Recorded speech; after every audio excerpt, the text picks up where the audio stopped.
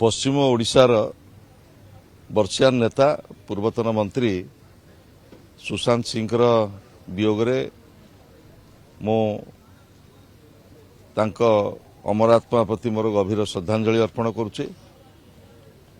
स्वर्गत सुशांत सिंह जे अत्यंत जड़े जनप्रिय नेता थिले एवं मंत्री हिसाब रे पश्चिम ओडिशा विकास रे तांकर गोटे विशाल योगदान थिला। एतिकी कम रे कहले यथेष्ट हब। जड़े दक्ष संगठक एवं पश्चिम ओडिशा विकास रे तांकर योगदान एवं किभली भाव रे दल को संगठित करा जिवो तृणमूल स्तर रे तांकर जीवनव्यापी त्याग एवं तपस्या को आमे समस्त आज स्मरण करुचु।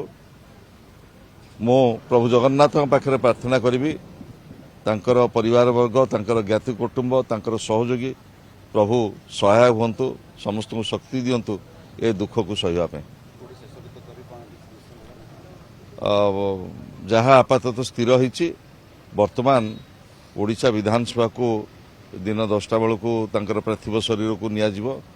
तापरे तांकर कर्मक्षेत्र विजु जनता दल शंख भवन को निया जिवो।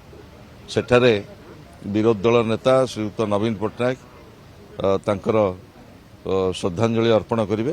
तापरे तांकर पार्थिव शरीर को तांकर कर्मभूमि की निया जिवो बरगढ़।